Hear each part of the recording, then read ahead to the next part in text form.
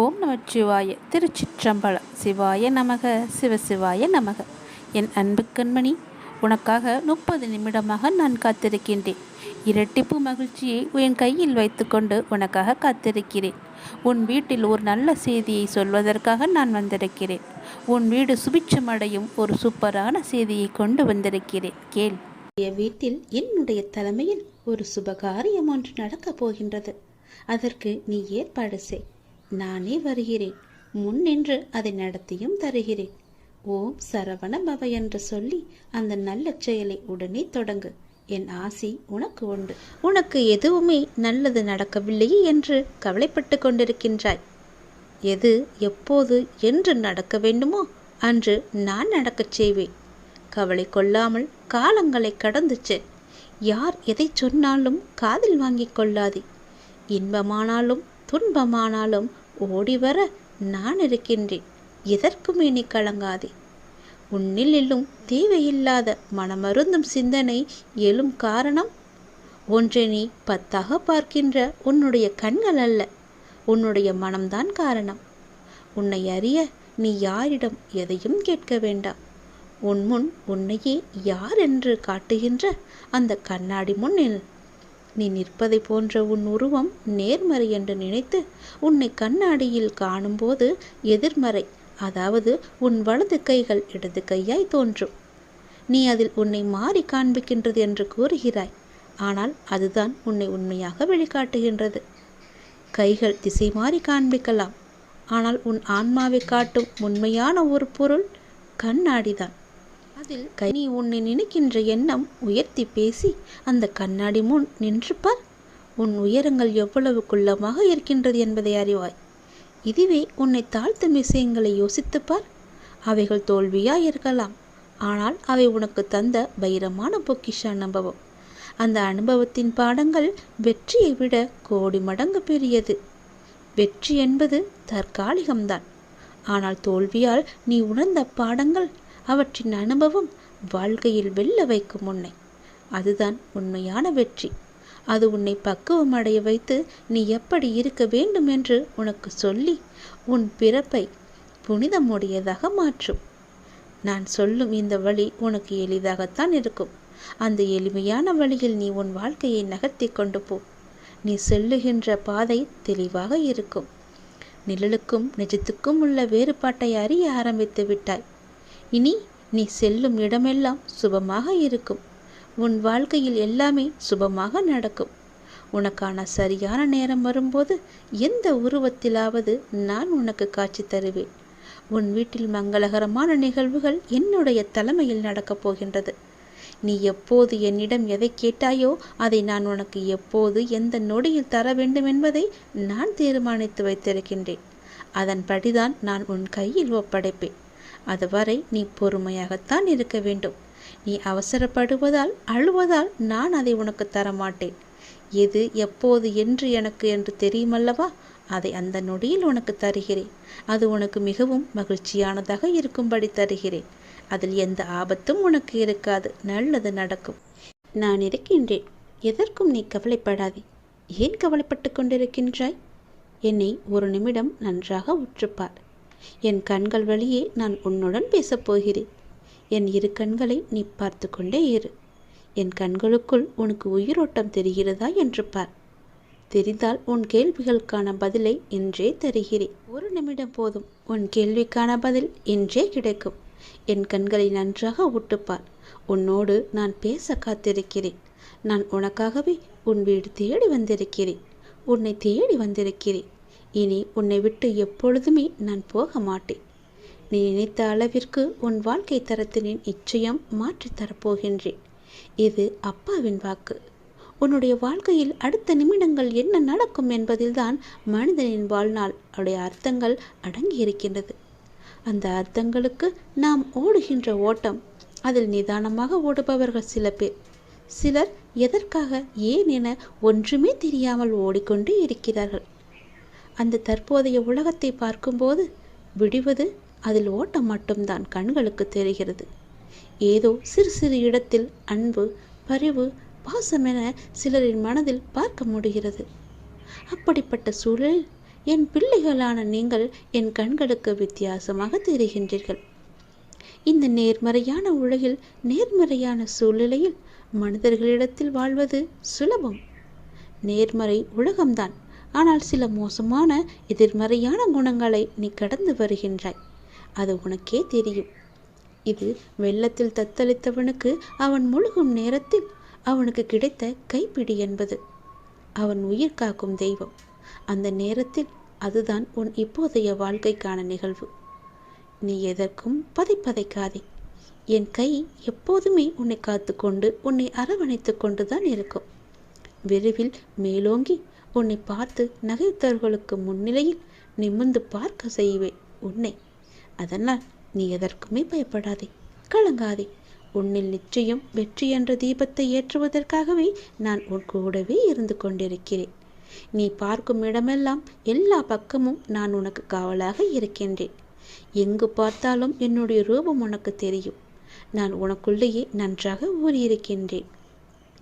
செயல் புரியும் கடமை மட்டும்தான் தன்னுடையது. பலனை அறிப்பவர் எல்லாம் அல்ல இறைவன் தானே. அப்படி நம்பிக்கை எவரிடம் இருக்கின்றதோ அவருடைய செயல்கள் அனைத்துமே நிச்சயம் வெற்றியில் முடியும். அது போன்ற நம்பிக்கை உனக்குள் இருக்கிறதா என்று உன்னை நீயே கேட்டுப்பார். அப்பொழுது என் லீலைகள், என் செயல்கள் எல்லாமே உனக்கு தெரிய வரும். உன்னுடைய செயல்கள் எல்லாமே நிச்சயம் வெற்றி பெறும். வாழ்க்கையை வெறுக்க 1000 காரணங்கள் இருந்தாலும் வாழ்வதற்கு என்று ஒரு காரணம் போதும். நாளை எல்லாமே சரியாகும் என்ற நம்பிக்கை மட்டுமே என்னுடைய செல்ல பிள்ளைக்கு எப்பொழுதும் வேண்டும். வாழ்க்கையை வெறுத்து எல்லாமே என்னை கைவிட்டு போச்சு என்ற எண்ணத்திற்கு நீ வராதே. இனிமேல் ஏன் வாழ வேண்டும் என்று யோசிக்காதே. நீ நம்பிக்கை வைத்திருப்பது உன் அப்பா மீது. நான் உன்னை இப்படியே விட்டு விடுவேனா என்ன? கொஞ்சம் பொறுமையாக இரு. நீ என்னுடைய பிள்ளை. உனக்கு வாழ்வில் பயம் என்பதே இருக்கக்கூடாது. உனக்கு பயம் வேண்டவே வேண்டாம். உன் கையை யார் விட்டாலும் இந்த அப்பா உன்னை எப்போதும் அணைத்து கொண்டே இருப்பேன். யாரேனும் ஒருவர் தன்னை அப்பாவின் குழந்தையாக பாவித்து அப்பாவிடம் வேண்டிய அளவு சரணடைந்து அந்த சரணாகதியை முழுமையானதாக செய்து கொள்ள முயற்சிகள் முழுவதும் எடுத்துக்கொண்டு விட்டால் போதும். அப்பா அவருடைய எல்லா சுமைகளையும் ஏற்க முன்வந்து அந்த பக்தரை உண்மையிலேயே தனது குழந்தையாக ஆக்கிக் கொள்கின்றார். அதாவது அவனுடைய பொறுப்புகள் யாவற்றையுமே அப்பாவே ஏற்றுக்கொள்வார். ஒருவன் காண்பது என்னை மட்டுமே. எனினும் என்னை பற்றிய பேச்சுகளையே செவி மடுப்பின் என்னிடம் மட்டுமே பக்தி கொள்வானாயின், ஒருவன் முழு மனத்துடன் என்னை நாடி என்னிடமே நிலைத்திருப்பின், அவனுடைய உடலானது ஆன்மாவானது இரண்டை பற்றியும் எந்தவித கவலையும் கொள்ள தேவையில்லை. அப்பாவிடம் பக்தி செலுத்துவோர் இங்கு ஏராளமானோர் இருக்கின்றனர். ஆனால் அப்பாவிடம் சரணடைந்து அவரது குழந்தையாகவே வேண்டுபவர்கள் எத்தனை பேர்? மனித குலத்திலுள்ள பெருங்குறை இது. சுலபமாக அளிக்கப்படுவதை யாரும் மதிப்பதில்லை. தமது குழந்தைகளுக்கு அமானுஷ்யமான அதிசயத்தக்க உதவியளித்த நூற்றுக்கணக்கான சம்பவங்களுக்கு பின்னரும் விசுவாசம் ஏற்படவில்லை அப்பா மீது என்பதுதான் ஆச்சரியமாகவே இருக்கிறது. உண்மையிலேயே நீ அப்பாவிடம் சரண் புகுந்துவிட்ட குழந்தை என்றால் வேண்டியதை அளிக்க தயாராக அப்பா இருப்பதை நீ உணர்வாய். அப்பாவிடம் இந்த கணமே பூரண சரணாகதி அடை. மற்ற எல்லாவற்றையுமே அப்பாவே பார்த்து கொள்வார். அப்பாவை தஞ்சமடைந்தவர்களுக்கு எந்த ஒரு இக்கட்டான சூழ்நிலை வந்தாலும் உடனடியாக ஓடி வந்து காப்பாற்றுபவர்தான் நம்முடைய அப்பா. ஏனென்றால் அவர் மீது அசைக்க முடியாத நம்பிக்கை வைத்திருப்பவரே இக்கட்டான சூழ்நிலையில் அவரை அழைப்பார். என்னை தஞ்சமடைந்த உன்னை எப்போதும் நிர்கதியாக இருக்க விட மாட்டேன் என்பதையும் ஒருபோதும் கைவிட மாட்டேன் என்பதையும் நீ உறுதியாக நம்ப வேண்டும். உன் நம்பிக்கை ஒன்று போதும். உன் நம்பிக்கை வீண் போகாது. இன்னும் கொஞ்ச காலத்தில் உன் பிரச்சனை அனைத்துமே முடிந்துவிடும். உன்னுடைய அப்பா உனக்காக மட்டுமே இருக்கிறேன் என்பதை நீ நம்ப வேண்டும். நம்பிக்கை உள்ளவர்களுக்கு மட்டுமே நான் தோன்றுவேன். எல்லா இடங்களிலும் உனக்கு துணையாக உன்னுடைய அப்பா நான் இருக்கின்றேன். உன் கனவுகள் எல்லாவற்றையும் நான் அறிந்திருக்கின்றேன். அதை தகுந்த நேரத்தில் உனக்கு நிஜமாய் அதை நினைவாக்கி கொடுக்கப் போகின்றேன். உன்னை யார் முன்னிலையிலும் தாழ்ந்து போக நான் அனுமதிக்க மாட்டேன். உன்னை மிக விரைவில் வெற்றி கிரீடத்தால் அலங்கரிக்கப் போகின்றேன். அதற்கு நீ கொஞ்சம் பொறுமையாக இருக்க வேண்டும். அதற்கான வாய்ப்பையும் உனக்கு ஏற்படுத்தி தரப்போகின்றேன். வாய்ப்பை உன்னுடன் நான் இருந்து அதை பயிற்றுவிக்கப் போகின்றேன். உன் மனதில் ஓடு அனைத்து எண்ணங்களையும் நான் அறிந்து வைத்திருக்கின்றேன். எது உனக்கு எப்போது தேவை, எந்த நேரத்தில் கொடுத்தால் அது உனக்கு நன்றாக இருக்கும் என்பது எனக்கு தெரியும். அதை அப்போது நான் உனக்கு தருவேன். நீ கேட்டது எல்லாம் கொடுக்க எனக்கு ஒரு நொடி போதுமா? ஆனால் நான் உனக்கு கொடுக்காமல் வைத்திருப்பதற்கான காரணம், அது உனக்கு இப்போது தேவைப்படவில்லை.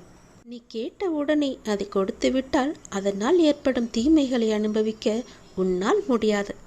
அதனால்தான் நான் காலதாமதம் செய்கின்றேன். நான் கொடுப்பது தாமதமாக இருந்தாலும் தரமானதாக இருக்க வேண்டும் அல்லவா? அதை நீ சரியாக முழுமையாக அனுபவிக்க வேண்டும் அல்லவா? அதை நீ சந்தோஷமாக அனுபவிக்க வேண்டும் அல்லவா? அதற்காகத்தான் இந்த காலங்கள். கொஞ்சம் காலம் நீ பொறுமையாக இரு. அதற்கான வாய்ப்பையும் உனக்கு ஏற்படுத்தி தருகிறேன். வாய்ப்பை உன்னுடன் இருந்து அதை நான் பயிற்றுவித்து கொண்டுதான் இருக்கின்றேன். உன் மனதில் ஓடும் எண்ணங்கள் எல்லாம் எனக்கு தெரியும். உன்னை பின்னுக்கு தள்ளும் அனைத்தையும் நான் துரத்தி அடிப்பேன். உனக்குள் முன்னேற வேண்டும் என்ற எண்ணம் தீயாய் எறிவதை நான் பார்த்து கொண்டிருக்கின்றேன்.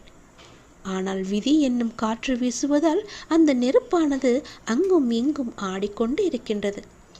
அது உனக்கு சில உலகியல் நடைமுறையை புரிய வைப்பதற்காக தான் நான் போடும் ஒரு சிறு சித்து விளையாட்டு இது. அதில்தான் நீ இப்போது இருக்கின்றாய். அதை போராடி அழுகையும் துன்பமாய் வந்த போதிலும் அதில் நிலை பெற்று உறுதி பூண்டாய். என்னிடம் என் குழந்தையாகவே எப்போதும் நீ ஆகிவிட்டாய். இருந்தாலும் மாயையும் விதியும் உன்னை ஆட்டு வைக்கும் போது நீ கலங்குவதை பார்த்து என்னுடைய மனமானது அவ்வப்போது துடித்து கொண்டே இருக்கின்றது. உன்னை நான் கண் கலங்க விடமாட்டேன்.